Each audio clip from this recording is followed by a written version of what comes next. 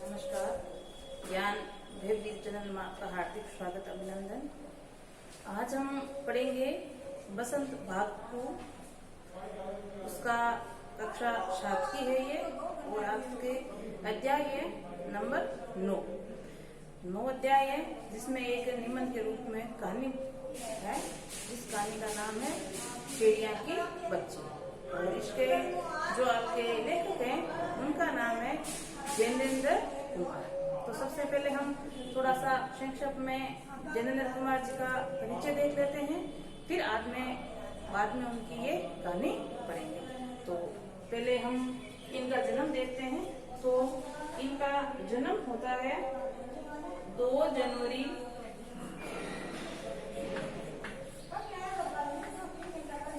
1905 ईस्वी। और स्थान होता कहाँ है? उत्तर प्रदेश,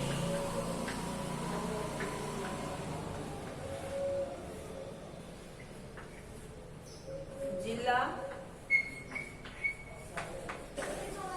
अलीगढ़,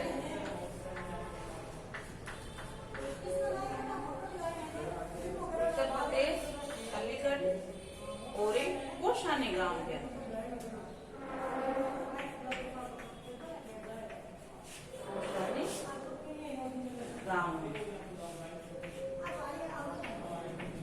इनकी हम प्रारंभिक शिक्षा देखें तो वो जैन गुरुकुल में हस्तिनापुर में हुई है। तो प्रारंभिक शिक्षा देखें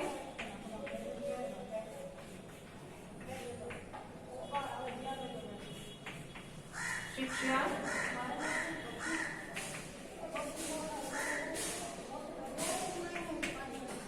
हस्तिनापुर के जैन गुरुकुल के अंदर।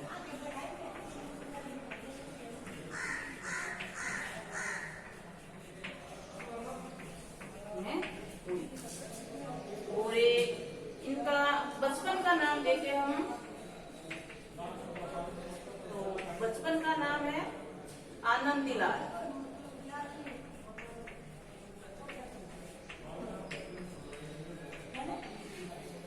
और इनके पिता का नाम प्यारेलाल जी और माँ का नाम रमा देवी था। तो आनंदीलाल जब इनका बचपन का नाम था, तो ये जब प्रारंभिक शिक्षा इन्होंने हस्तिनापुर के जैन गुरुकुल विश्वविद्यालय से प्राप्त की थी, तो वहाँ उनका नाम बदलकर जैनेन्द्र कुमार रख दिया गया था। और इन्होंने मैट्रिक मतलब 10th क्लास मैट्रिक की शिक्षा इन्होंने पंजाब से की, ठीक है। और बाकी बची जो शिक्षा थी, उस शिक्षा ये उन्होंने काशी विश्वविद्यालय से प्राप्त की है। काशी हिंदू विश्वविद्यालय, हिंदू विश्वविद्यालय।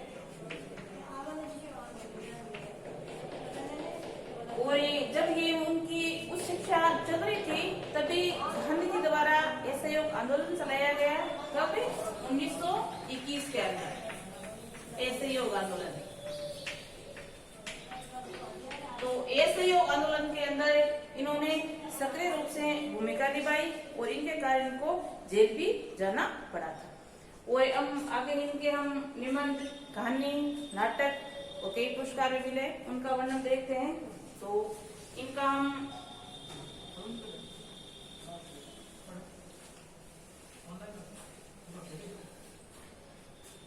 उपन्यास देखें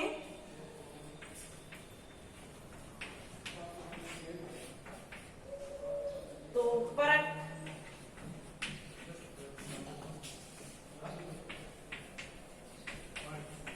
सुनीता,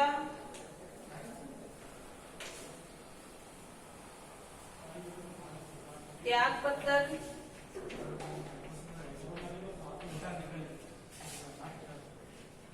कल्याणी, मुक्ति बोध, ये कुछ इनके मुख्य क्या है। अब हम इनकी कहानी देखें कहानी संग्रह में फांसी,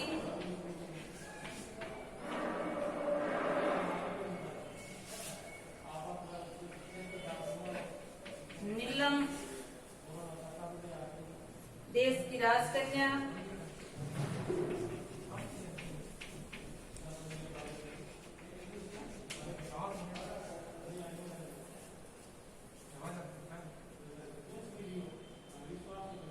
दो चिड़िया,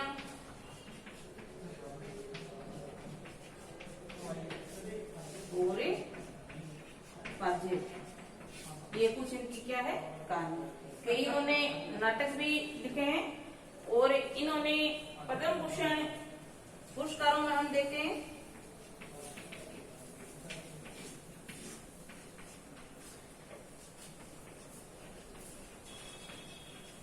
तो पद्म भूषण मिला हुआ है और साहित्य अकादमी पुरस्कार भी इनको मिला हुआ है।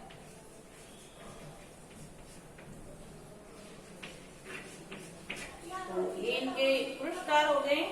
अब हम इनका निधन देखें तो इनका निधन होता है 24 दिसंबर 1988 ईस्वी के अंदर, और होता कहाँ है, दिल्ली में।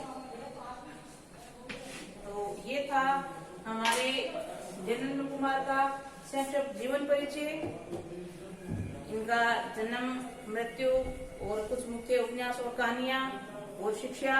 अब हम इसी का ही देखते हैं कहानी के रूप में, जो आपके दिया हुआ है, चिड़िया की बच्ची। यहाँ जो हमारे लेखक हैं वो किस प्रकार मनुष्य के अंदर लाभ, लोभ, लालच झाग जाता है उसके बारे में बताया गया है। तो शुरू करते हैं हम आज हमारी एक कहानी के रूप में, चिड़िया की बच्ची, जो कक्षा 7 के लिए है। माधव दास ने अपने संगमरमर की नई कोठी बनवाई है। एक सेठ है माधव दास, जिसने अपनी नई मतलब बंगला, कोठी मतलब बंगला घर नया किससे बनाया है, संगमरमर से।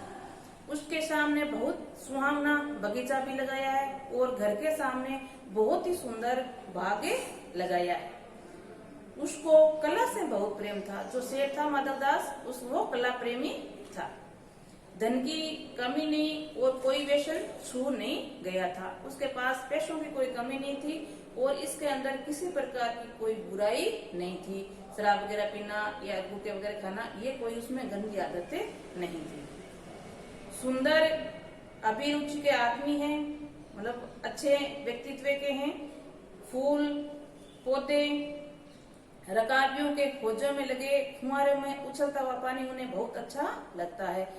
जहाँ आपका उनका बगीचा लगा हुआ है उसका वर्णन किया गया है। तो बगीचे के अंदर सुंदर सुंदर पौधे लगे हैं जिस पर कई प्रकार के फूल हैं और वहाँ बगीचे के अंदर एक फुहारा लगा हुआ है।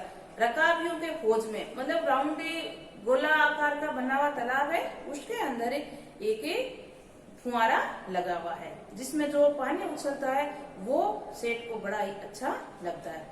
समय भी उसके पास काफी है और समय भी बहुत है। आगे देखो, शाम को जब दिन की गर्मी ढल जाती है और आसमान कई रंग का हो जाता है, तब कोठी के बाहर चबूतरे पर तख्ता डलवाकर मनसत के सारे वे गलीचे पर बैठते हैं। ये माधव दास की दिनचर्या बताई गई है। उसमें कहते हैं कि जब शाम का समय होता है, धूप कम हो जाती है, सूर्य ढल जाता है, तो वो घर के बाहर जो उनका चबूतरा बना हुआ है वहाँ पर तख्ता डलवाकर और वहाँ पर तकिया, ये आपके नाम आया है मसनद तकिया, मतलब मसंद जो तकिए से थोड़ा बड़ा होता है, वो लगाकर वहाँ गलीचे पर बैठते हैं और प्रकृति की छटा निहारते हैं और जो प्रकृति की सुंदर सुंदर हवा है उनको निहारते हैं। तो आगे देखें, आगे उसमें उनमें मानो उसके मन को तृप्ति मिलती हो। जब वो प्रकृति की छटा को निहारते हैं तो माधव दास के मन को संतुष्टि मिलती है, आराम मिलता है। मित्र वे तो उनके विनोद चर्चा करते हैं, नहीं तो पास रखे हुए फर्शी हुक्के को शटक मुंह में ख्याल ही ख्याल में संध्या के स्वप्नों की भांति गुजार देते।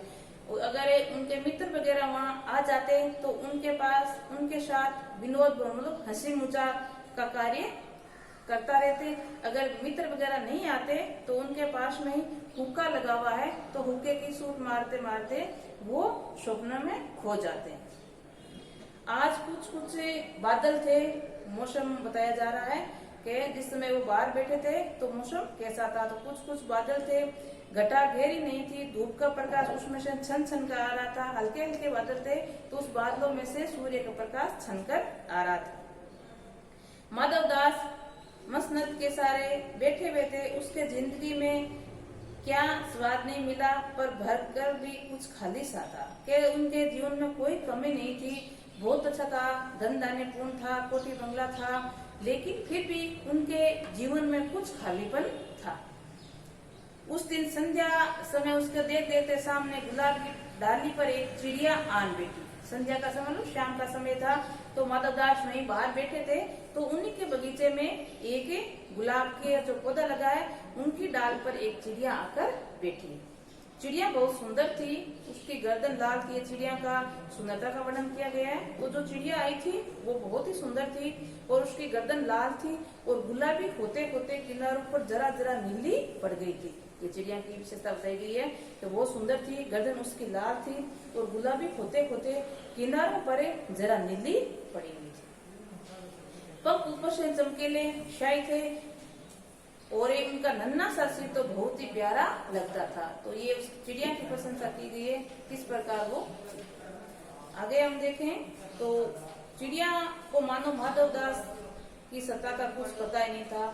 जो चिड़िया आकर उसके बगीचे में बैठी थी उसको ये पता नहीं था कि ये बगीचा किसका है, सेठ माधव दास का है या और कोई, उसको जानकारी नहीं थी।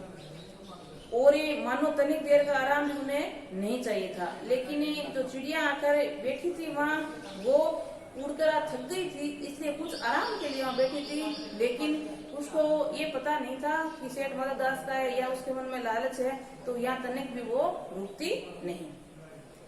कभी फुदकती व खूब खुश मालूम होती थी। वहाँ डालियों पर वो एक डाली से दूसरी डाली पर फुदक रही थी और बड़ी खुश थी।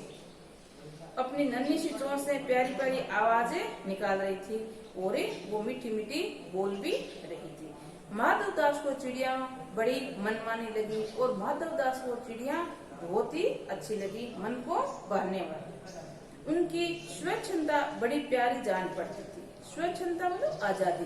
जो चिड़िया का आजादीपूर्ण इस डाल से उस डाल को फुदकना, चेकाना सुंदर आवाज में, तो वे सारी चीजें बहुत ही उनको मन भाई थी माधव दास।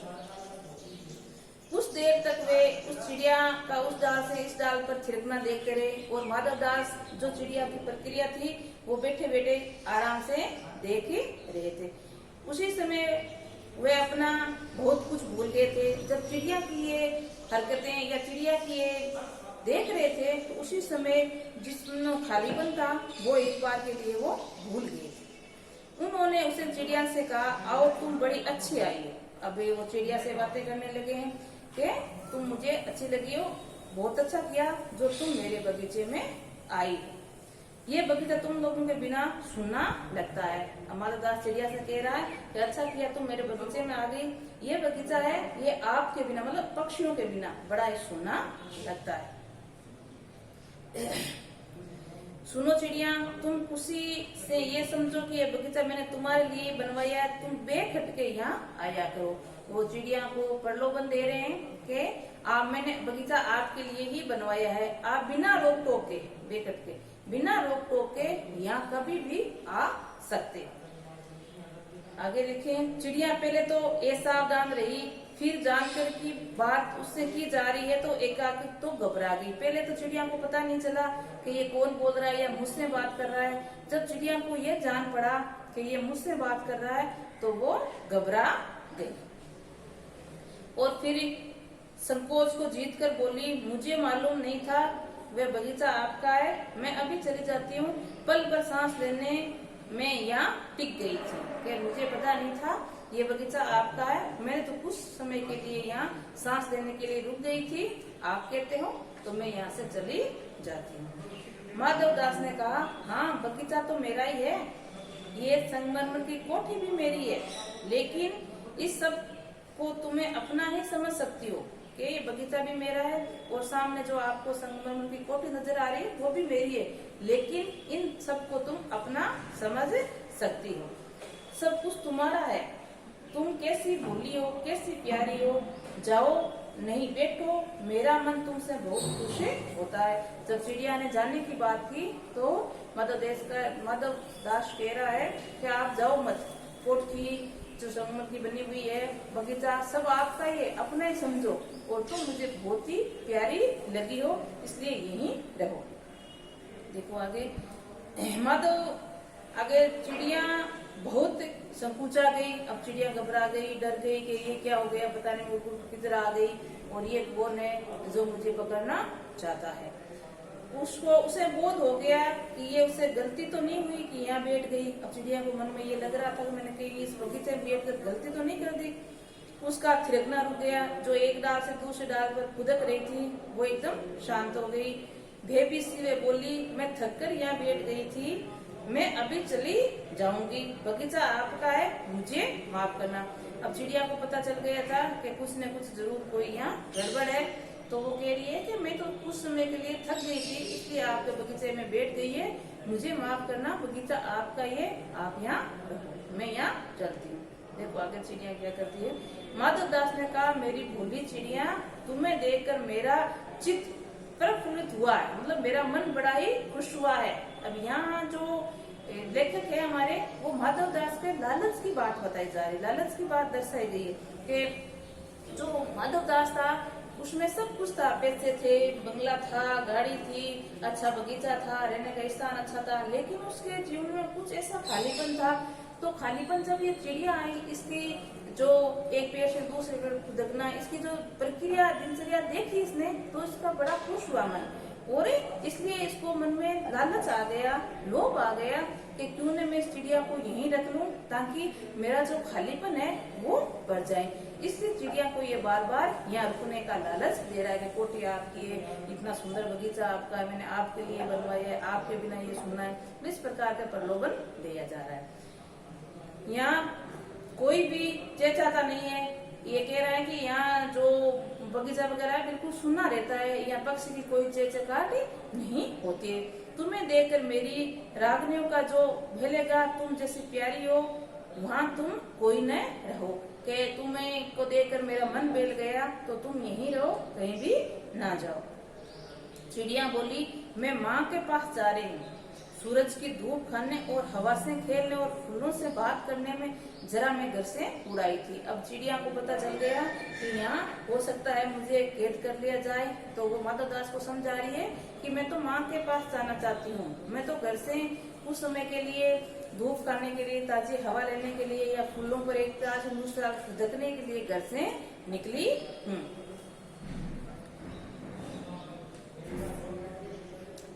मैं सांझ हो गई है और माँ के पास जा रही हूँ, अभी मैं चली जा रही हूँ, आप सोच ना करें। माधव दास ने कह रही है कि मैं तो कुछ समय के लिए बात धकने के लिए निकली थी, तो अब मैं शाम हो गई है, शाम का मतलब शाम का संध्या का समय हो गया है, इसलिए मैं हमारी माँ के पास जाना चाह रही हूँ, और आप चिंता ना करें, आप भी सोच विचार ना करें, मैं अपना मेरी माँ के पास चली जाऊंगी। माधव दास ने कहा, प्यारी चिड़िया, पगली मत बनो, देखो तुम्हारे चारों तरफ कैसी बहार है। अब चिड़िया को प्रलोभन दे रहा है कि तुम पागल मत बनो, बार बार ये जाने की बात मत करो, देखो तुम्हारे आसपास कितना सुंदर सुहावना मौसम है, और ये देखो ये पानी खेल रहा है, इधर गुलाब हंस रहा है, भीतर मेल से चलो, न जाने क्या क्या न पाओगी। बगीचे के बाद में तुम मेरी कोठी के अंदर चल सकती हो, वहाँ देखो कितनी सुंदर सुंदर चीजें तुम्हें देखने के लिए मिलेगी। ये मुझको लोभ दे रहा है, मेरा दिल वीरान है, मतलब खाली है, वहाँ कब हंसी सुनने को मिलती है, मेरे पास बहुत सा सोना मोती है, सोने के सुंदर घर मैं तुम्हें बना दूंगा, मोतियों की झालर उसमें लटका दूंगा, तुम मुझे खुश रखना, और तुम्हें क्या चाहिए माँ के पास बताओ क्या है, तुम यानी सुख से रहो मेरी भोली गुड़िया। अब चिड़िया को, ये तो चिड़िया की छोटी बच्ची है, उसको माधव दास लोभ दे रहा है कि तुम यहाँ रहो, तुम्हारा मेरे पास सोना और मोती बहुत ज्यादा है, तो मैं आपको सोने का सुंदर सा घर बनवा दूंगा, उसमें मोती की लड़ लगवा दूंगा। तुम्हारी माँ के पास ये सारी सुख सुविधा नहीं है, तो मेरी प्यारी भोली चिड़िया वहां में जाकर मेरे पास रहो और मेरा मन बहलाओ। आगे चिड़िया इन बातों से बहुत डर गई। अब चिड़िया बहुत ही डर गई कि अब मैं कहाँ फंस गई हूँ, क्यों तो घर से निकली और घर से निकल गई तो ये जो इस बगीचे में आकर बैठ गई, इसके कारण इस बगीचे का जो मालिक है, सेठ है माधव दास, वो मुझे देख लिया है और मेरी जो चेक काटी थी उससे ये बड़ा खुश हुआ है, इसलिए मुझे यहाँ कैद करना चाहता है या रखना चाहता है। तो बहुत ही वो घबरा गई। वे बोली, मैं भटक कर तनिक आराम के लिए इस डाल पर रुक गई थी। ये कह रही कि मैं रास्ता भटक गई थी और थक गई थी उड़ते उड़ते, इसलिए मुझे ये बगीचा नजर आया तो मैं कुछ समय के लिए, तनिक मतलब कुछ समय के लिए यहाँ अपनी जो गुलाब की डाल है उस पर रुक गई थी। अब भूलकर भी ऐसी गलती नहीं होगी। ये माधव दास को समझा रही कि मैं आगे से ऐसी कभी गलती नहीं करूंगी कि आपके बगीचे में आकर बैठूंगी, तो ये मेरी गलती होगी कि मैं यहाँ आकर बैठ गई। मैं अभी यहाँ से उड़ी जा रही हूँ, तुम्हारी बातें मेरी समझ में नहीं आती। माधव दास से कह रही, आप जो बातें कर रहे हो, मुझे बहला रहे हो, गालस दे रहे हो, ये मेरे कुछ समझ में नहीं आ रहा है, तो मैं अभी जस्ट ही यहाँ से उड़कर जा रही हूँ। आगे देखो क्या कहती है। मेरी माँ घोंसले के बाहर बहुत सुनहरी धूप बिखेरी हुए, अब कह रही है माँ मेरा इंतजार कर रही है, क्यों शाम हो गई है और शाम के समय में जब कभी बाहर निकलती हूँ तो घर पहुँचे जाती हूँ, तो घोंसले में मेरी जो माँ है वो मेरा इंतजार कर रही है। सुंदरी धूप भी कर रही है, मुझे और क्या करना है, 2 दाने माँ ला देती है और जब मैं पर खेलने बाहर जाती हूँ और क्या मुझे इस प्रकार की सोने की घर लड़ियाँ ये कुछ नहीं चाहिए, मुझे तो माँ का जो बना घोंसला है वही अच्छा लगता है, उसमें सुनहरी धूप हो जाती है और माँ मुझे खाने के लिए दाने ला देती है और जब मेरा मन होता है तो मैं बाहर टहलने के लिए निकल जाती हूँ, तो यही मुझे अच्छा लगता है। और माँ मेरी बाहर देख रही है, मतलब मेरी राह देख रही है, मुझे खोज रही होगी, इसलिए मुझे जाना ही पड़ेगा। और मुझे तुम और कुछ मत समझो, मैं अपनी माँ की हूँ। अब चिड़िया कह रही कि आप मुझे कुछ इस प्रकार का लोभ वगैरह मत दो, मैं माँ के पास जाना चाहती हूँ और माँ की हूँ, इसलिए मैं वहीं जाऊंगी। लेकिन माधव दास के मन में जो लालच था रोकने का चिड़िया का, वो बढ़ता ही जा रहा है, तो वो आगे आगे देखो क्या चिड़िया को कह रहा है। माधव दास ने कहा, भोली चिड़िया तुम कहाँ रहती हो, तुम मुझे नहीं जानती कि तू कौन से ऐसे स्थान पर रहती हो, तो मुझे नहीं जानती, मेरे पास कितना धन है, दौलत है, सुंदर कोठी है, सामने कितना सुंदर बगीचा बना हुआ है, यहाँ तेरे को मैं किसी चीज की कोई कमी नहीं रहने दूंगा। चिड़िया मैं माँ को जानती हूँ, भाई को जानती हूँ, सूरज और उसकी धूप को जानती हूँ। ये परिचय बता रही है कि मैं आपको नहीं जानती, मेरी माँ को जानती हूँ, मेरे भाई को जानती हूँ, सूरज को जानती हूँ, सूरज से निकलने वाली सुंदरी धूप है उसको जानती हूँ। घास पानी और फूलों की जानती हूँ, घास को जानती हूँ, पानी को जानती हूँ, फूलों की जानती हूँ, वहाँ उसको टहलने कार्य करती है, इसलिए तो महामान्य तुम कौन हो, मैं तुम्हें नहीं जानती। मैं इन सबको जानती हूँ, माँ को, भाई को, सूरज की सुंदरी धूप को, फूल को, फल को, डलियों को, ये इनको सबको मैं पहचानती हूँ, पानी को पहचानती हूँ, झरनों को पहचानती हूँ, लेकिन आप कौन हो मैं आपको नहीं जानती। आगे देखो माधव दास क्या कहता है। माधव दास तुम बोली हो चिड़िया, तुमने मुझे नहीं जाना, तब तुमने कुछ नहीं जाना, कि तुझे मेरे बारे में नहीं पता है, इसका मतलब तू कुछ नहीं जानती। ये माधव दास चिड़िया को कह रहा है। मैं ही तो हूँ सेठ माधव दास, अपना परिचय बता रहा है कि मुझे नहीं जानती, सब जानते हैं मुझे, मैं इस नगर का सेठ हूँ और मेरा नाम क्या है, माधव दास। मेरे पास क्या नहीं है, जो मांगो मैं वही दे सकता हूँ, मतलब मेरे पास किसी चीज की कोई कमी नहीं है, तुम मांग करके देखो, जो चीज तुम मांगोगी मैं तुम्हें अवश्य ही दूंगा। चिड़िया मेरे पास मेरी तो छोटी सी जात है, आपके पास सब कुछ है, तब मुझे जाने दीजिए। कह रहे कि आप मेरे को क्यों रख रहे हो, आपके पास तो कोई चीज की कमी है नहीं, सब कुछ है, तो आप मेरे को जाने दीजिए। मैं छोटी सी बच्ची हूँ और छोटी सी चिड़िया जात होती है, उसको आपको क्या लेना देना है। आगे माधव दास चिड़िया तू निरी अनजान है, मतलब बिल्कुल ही अनजान है, तू कुछ जानती भी नहीं है, मुझे खुश करोगे तो तुम्हें माला माल कर सकता हूँ। अब चिड़िया को लोभ दे रहा है क्या, तो मुझे मेरा मन बहलाओ, मुझे खुश रखो, मैं तुम्हें माला माल कर दूंगा। लेकिन चिड़िया को ये चीजें कुछ नहीं अच्छी लगती, उसको तो उसका घोंसला और जो माँ का बनाया हुआ है माँ का घर और माँ वही अच्छे लगते हैं। कहने का तात्पर्य पक्षी आजाद रहना चाहता है, परतंत्र नहीं, गुलाम नहीं रहना।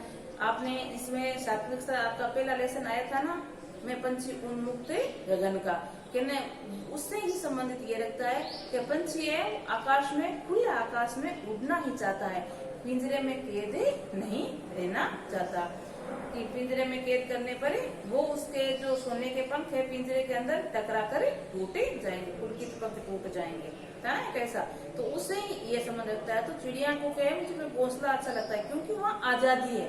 अगर मैंने यहाँ सारी सुख सुविधा मिल गई, आप रख रहे हो, फिर भी क्या है, मैं यहाँ क्या हूँ, आजाद नहीं हूँ, परतंत्र हूँ, गुलाम हूँ, इसलिए मैं यहाँ रहना नहीं चाहती हूँ, मैं मेरे माँ के पास ही जाना चाहती हूँ। आगे देखो क्या कहता है, चिड़िया तुम सेठ हो, मैं नहीं जानती सेठ क्या होता है। अब ये उसको तरह तरह की बातें बनाकर बहला रहा है, तो क्या तुम तो सेठ हो, चिड़िया के मैं नहीं जानती सेठ क्या होता है, पर सेठ कोई बड़ी बात होती होगी, मैं ये समझ ठहरी, माँ मुझे बहुत प्यार करती है, वे मेरी राह देखती होगी। क्या मैं सेठ में कुछ नहीं जानती, हो सकता है सेठ कोई बड़ा आदमी होता होगा या अच्छा इंसान होता होगा या अच्छा पद होता होगा, लेकिन मुझे उससे कोई लेना देना नहीं है। मेरी माँ मेरा इंतजार कर रही होगी, इसलिए मुझे जाना होगा। मैं मालामाल होकर क्या होंगी मैं नहीं जानती, कि मुझे पैसों से लेना देना नहीं है, मालामाल होकर मुझे कुछ नहीं करना है, ये मैं कुछ जानती भी नहीं हूँ। मालामाल किसे कहते हैं, क्या तुम्हें वे तुम्हारा मालामाल होना चाहिए। अबे उसको पता ही नहीं मालामाल क्या है, तो क्या मुझे कुछ नहीं पता मालामाल होना, क्या आपको होना चाहिए मालामाल, उससे प्रश्न पूछ रही है। सेठ अरे चिड़िया तुम बुद्धिहीन, मतलब तुम्हारे अंदर दिमाग है नहीं, बिल्कुल बुद्धिहीन हो, तो सोना नहीं जानती, सोना उसी को जगत का तृष्णा है, मतलब उसकी प्यास है सबको, पूरे संसार को सोना पाने की, आप नहीं जानते। चिड़िया को बोल रहे सोना क्या होता है, तू नहीं पहचानती, वह सोना मेरे पास ढेर का ढेर है, मतलब जिसकी पाने के लिए पूरा संसार प्यासा है, तरस रहा है, वो ढेर का ढेर मेरे पास है, रखा हुआ है। तेरा घर समूचा सोने का होगा, तुम अगर मेरे पास यहाँ रहे तो मैं तेरा घर है वो किसका बना दूंगा, सोने का, प्योर सोने का। ऐसा पिंजरा बनवाऊंगा कि कहीं दुनिया ने होगा, मतलब ऐसा सुंदर तुम्हारा पिंजरा बनाऊंगा, ऐसा सुंदर तुम्हारा घर बनाऊंगा, ऐसा दूसरा दुनिया में कोई नहीं होगा। ऐसा एक तुम देखती रह जाएगी, मतलब इतना सुंदर को तू देखती रह जाएगी, बड़ी आश्चर्य होगा तो वाह कितना सुंदर तुमने मेरा घर बनाया है। तुम उसके भीतर थिरक कूदक कर मुझे खुश करिए, जो तुमने तेरा मैं सुंदर सा घर बनाऊंगा उस घर में तुम रहना, कूदकना थिरकना, जिससे मैं देखकर बड़ा प्रसन्न होगा और खुश रहूंगा। तेरा भाग्य खुल जाएगा, तेरे पानी पीने की कटोरी भी सोने की होगी। अब पूरा उसको बता रहा है किस प्रकार ऐशो आराम देने वाला मैं हूँ। तो कह रहे पिंजरा वो सोने का बनाऊंगा, इतना सुंदर कि जिसके किसी के पास दूसरा ऐसा ना हो, तू देखकर बड़ी आश्चर्यचकित हो जाएगी। उसके अंदर रहना, कूदकना और मेरा मन बहलाना, और तू जो खाना खाएगी वो भी कटोरी में किसकी बना दूंगा, सोने की। लेकिन पक्षी तो आजाद रहना चाहता है। आपके प्रथम पाठ में भी आया था, सोने की कटोरी में जो कनक कटोरी मैदा की, अगर सोने की कटोरी में आप मुझे अच्छे से अच्छे व्यंजन दो फिर भी अच्छे नहीं लगते, लेकिन बाहर नीम की कड़वी निमोली भी उसको बहुत ही प्रिय लगती है। यही बात है इस चिड़िया की, क्योंकि यहाँ बंद रह जाएगी, परतंत्र हो जाएगी, आजाद नहीं रह पाएगी।